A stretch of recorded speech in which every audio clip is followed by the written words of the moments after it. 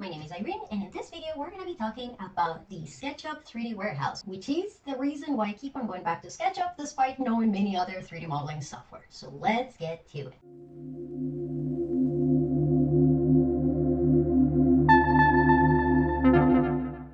Alright, so before we can get into what is SketchUp and why SketchUp is so goddamn good, we need to understand what is the climate of the industry when it comes to ready-to-go 3D models.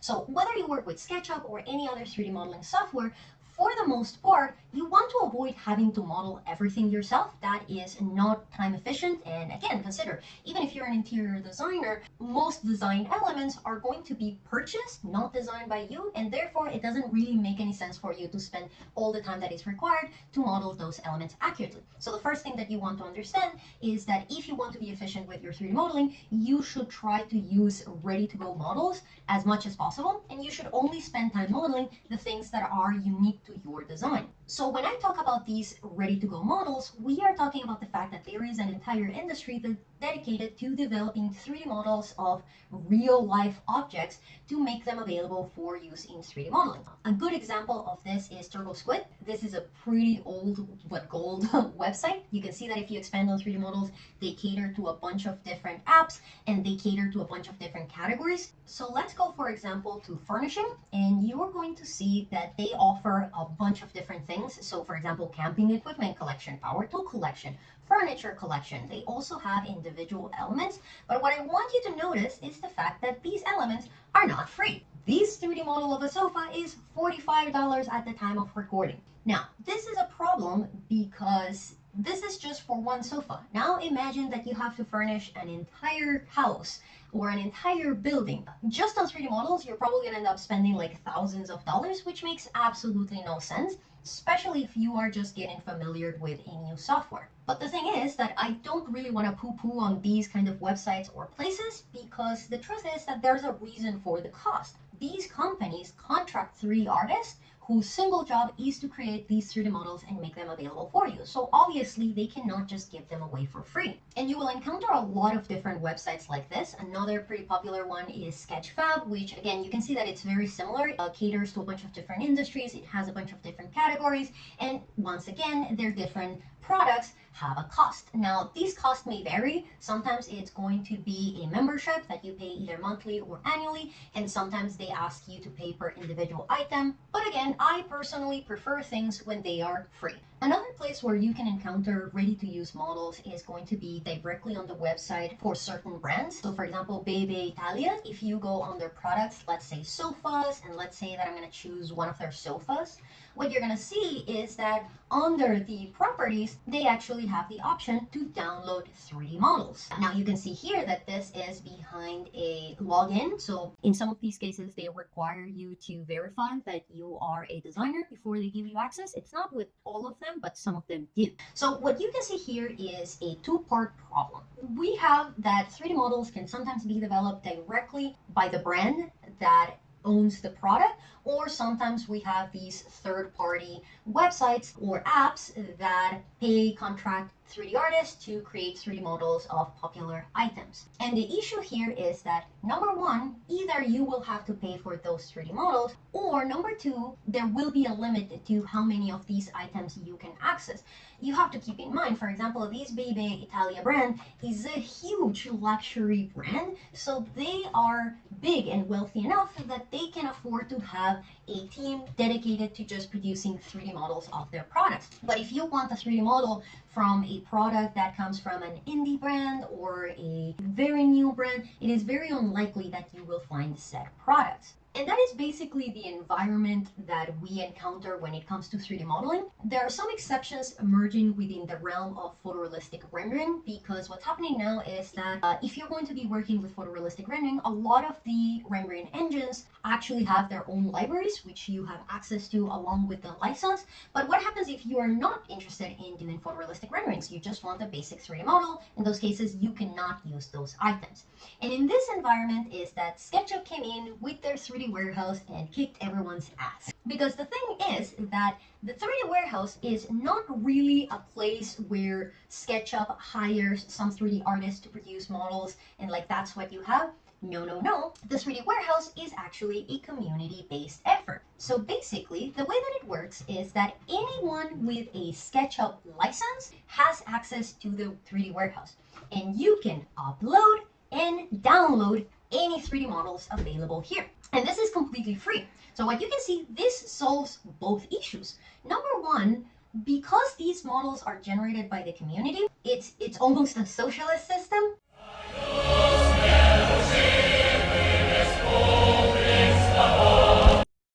Everyone uploads their models, everyone downloads their models. So there is no cost associated with the 3D warehouse.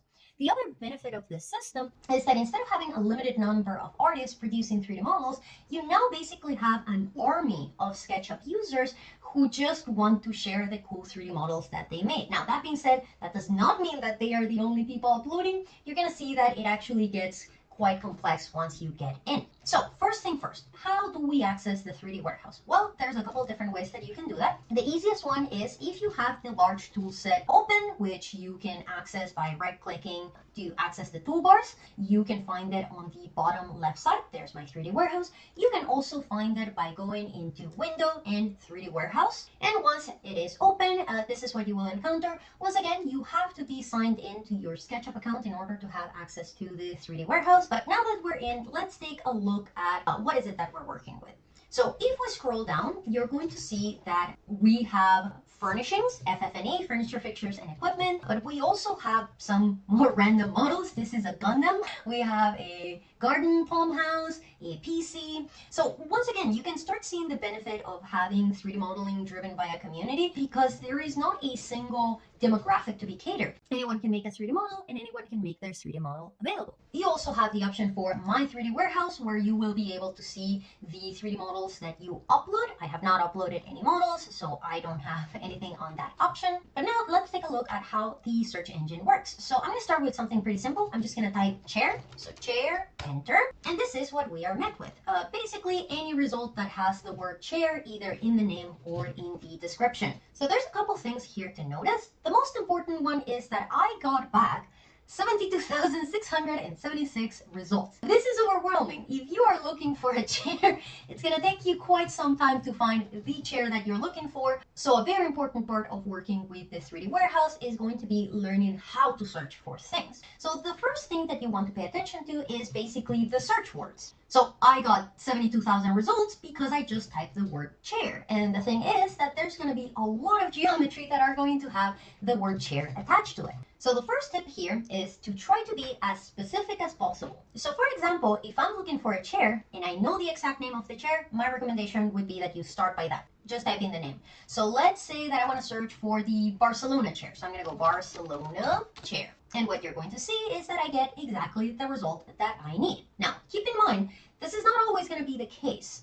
This is going to work mostly when you are dealing with either hyper popular products or products that have existed for long enough that, somebody went through the trouble of modeling it. So obviously the Barcelona chair will have been modeled because it's a classic.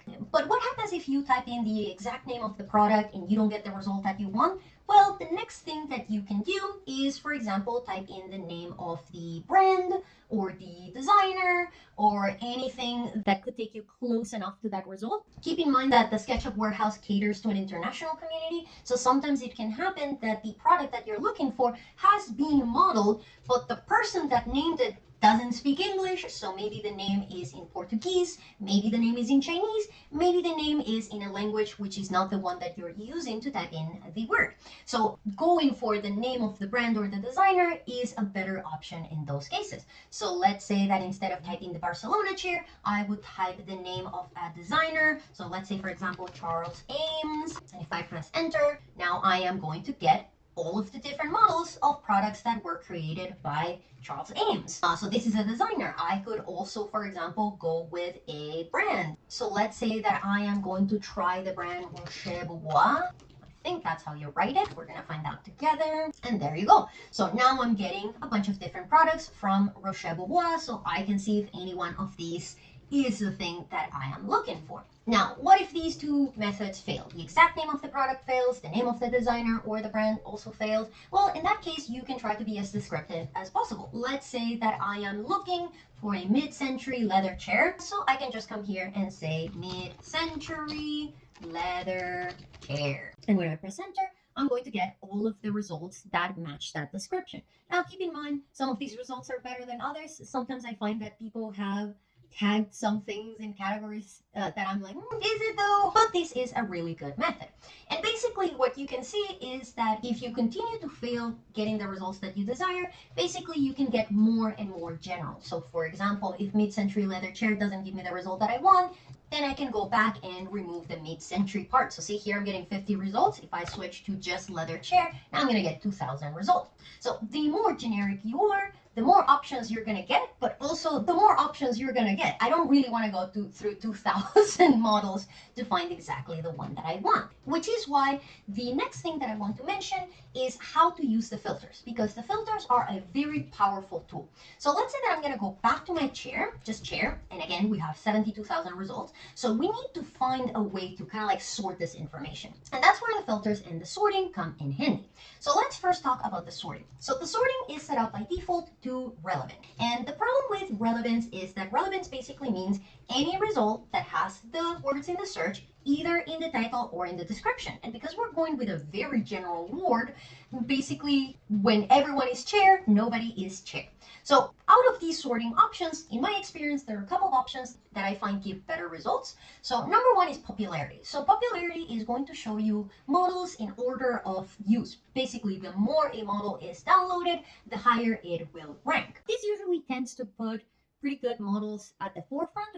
But the disadvantage of this method is that you have to keep in mind that the 3D warehouse has existed almost as long as SketchUp has existed, which basically means that there are some truly ancient 3D models in here. For example, if I click on this very first living room sofa set, you're going to see, if I go down to check the model info, that this model was modified in 2014, 1,000 years ago. So keep in mind, the older a 3D model is, the less quality it's going to be, because we were just not that good back then. Like we have to admit it. So popularity is better than relevance, but it is not necessarily the best option. If you want the better models to be at the top, I rather recommend likes. So likes is a relatively new feature of the 3D warehouse. They implemented some years ago, but basically the idea is that here you have to like a model, and the most liked models raise to the top. So the main advantage of this versus popular is that because this is a relatively newer feature, you can see that it is mostly going to be used with newer models. So for example, if I open this IKEA chair here, you're gonna see that it is 2016. Still pretty old, but you can already see that it is a little bit newer. So likes is a very good option. Now, if you want to have the hottest, the newest, the latest trends, what you want to do is switch to sort by either date modified or date created. They're kind of the same. I'm going to go with date modified. And this is basically going to put the latest models that have been uploaded into the 3D warehouse. Now, I really like this option in two scenarios. Number one, if it's a relatively new product from a brand. So, if you are sourcing something from, I don't know, West Elm, and it's a relatively new product, you could put West Elm on your search bar and then sort it to date modified. The other scenario where I like this is if, for example, I have already explored the entirety of the 3D warehouse, I know it back and forth, and I just want to see if anything new has been uploaded. And as you can see, usually here, the models are going to be pretty good quality just because they are so new. But again, keep in mind, this is not guaranteed, because this is the one thing that you need to understand about the 3D warehouse. Because anyone can upload a 3D model, you cannot guarantee a quality. This is one of the advantages of working with something like 3D models that are downloaded from one of those websites or directly from the brand. In those cases, these 3D models have been created by professionals who are getting paid to do that. But with the 3D warehouse, there's this double-edged sword where you have to keep in mind that sometimes you're going to get, somebody's first 3D model, they got super excited and they uploaded it, and it's kind of like ugly as sin, but they're so proud of it, and I don't fault them. Which is why sorting is not enough to help you find the things that you need. And that is when filters come in to help.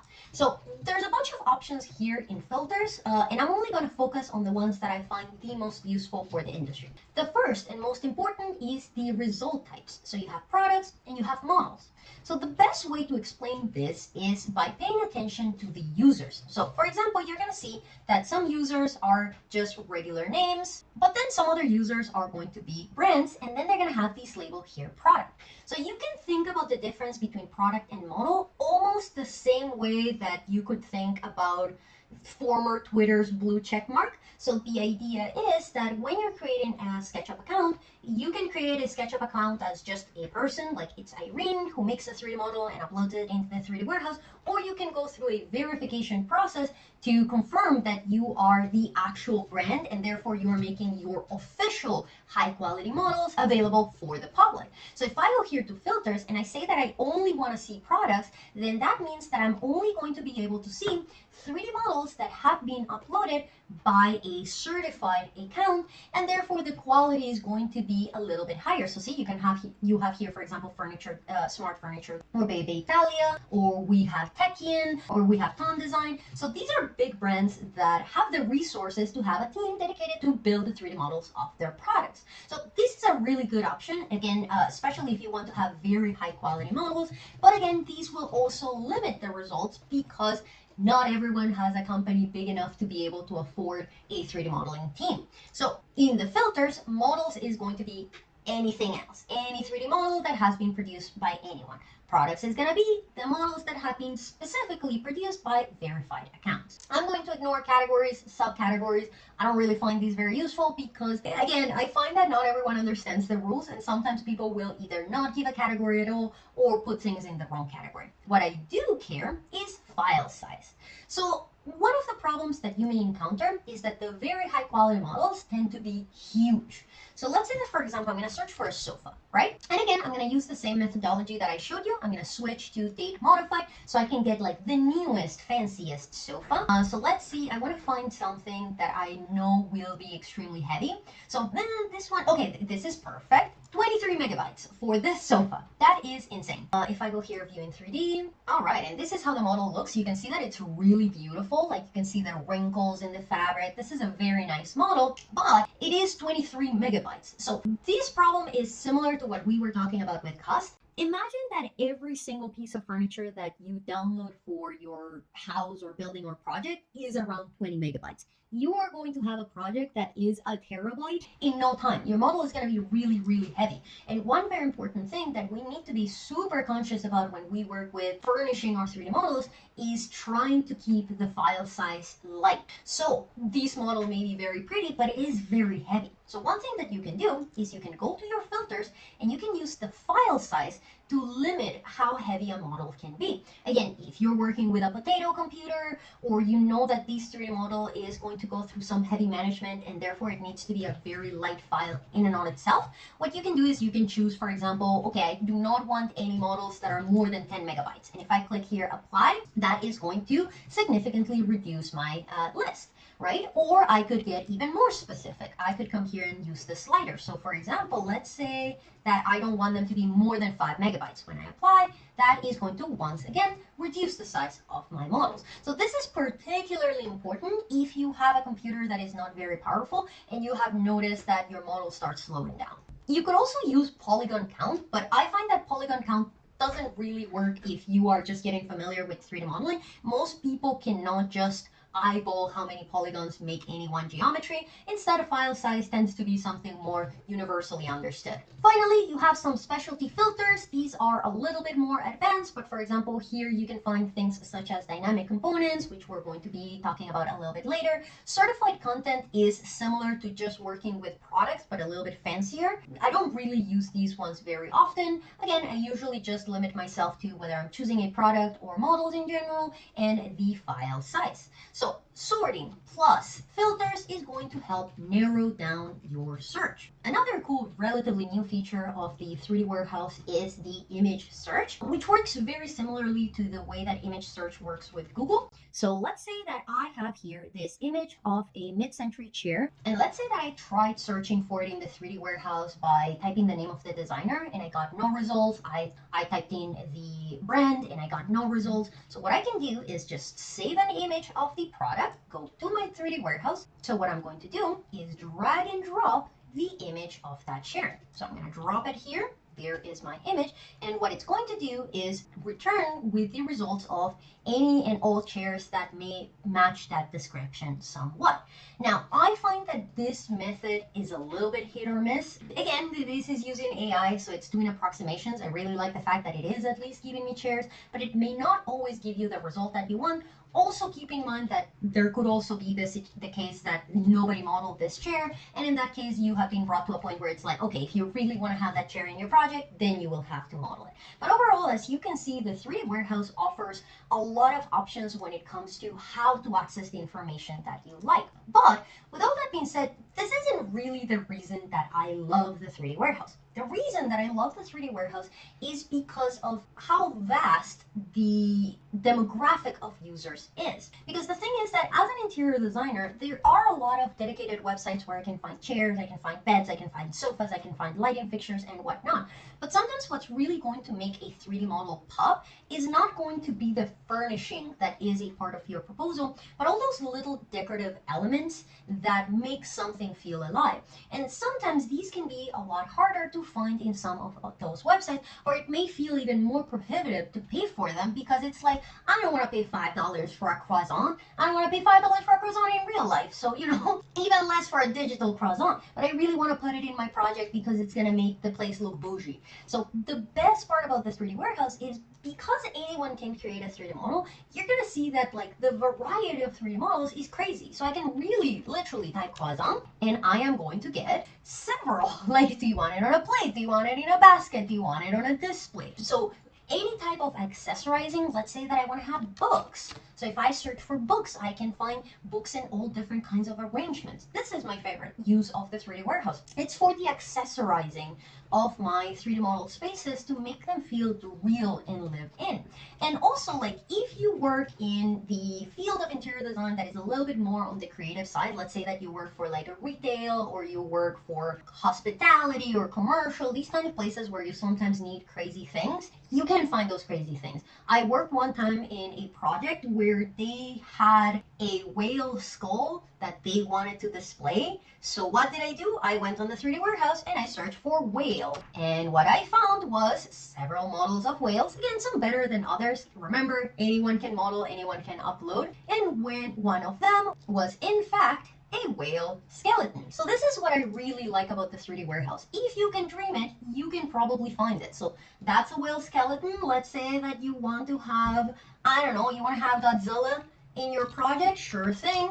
You're just gonna search for it, and like we have new fat Godzilla, we have old fat Godzilla, we have skinny Godzilla, you have all the Godzillas. And then my favorite way to test if something can be truly pushed to the extent of what it can do, I'm gonna do my favorite search, which is Nicolas Cage. And indeed, you will find Nicolas Cage content because everything exists in the 3D Warehouse. Now, I really hope you never need to use this 3D model in particular, but God bless it for existing. Now, the last thing that I want to discuss about working with the 3D Warehouse is how to bring in geometry once you have found exactly the thing that you want. So for example, let's say that I'm going to go back to searching for a sofa. I'm going to find exactly the sofa that I want. Let's say that it's this guy, and now I'm going to bring it in.